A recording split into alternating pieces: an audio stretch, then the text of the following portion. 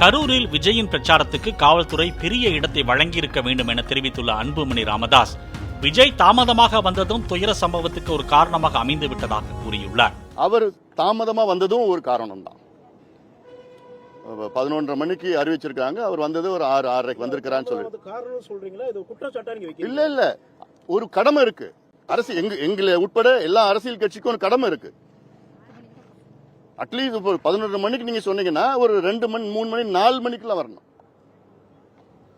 அது ஒரு கடமை இருக்கு. தொண்டர்களுக்கு தண்ணி கொடுக்கணும், உணவு இருக்குது, எல்லாம் இருக்குது.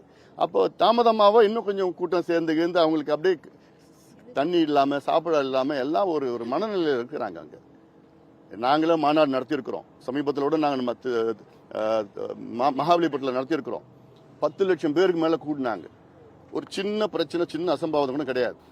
கரூரில் நடந்த உயிரிழப்புகள் சூழ்ச்சியா அல்லது விபத்தா என்பதை மக்கள் தெரிந்து கொள்ள நீதிமன்றம் ஒரு குழுவை அமைத்து விசாரிக்க வேண்டும் அல்லது சிபிஐ விசாரணை நடத்த வேண்டும் என அன்புமணி தெரிவித்துள்ளார்.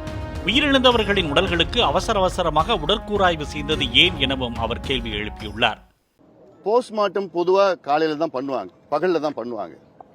அவர் வரதுக்கு முன்பு கிட்டத்தட்ட 30 பேருடைய போஸ்ட்மார்ட்டம் அவசரமா நடந்திருக்கு.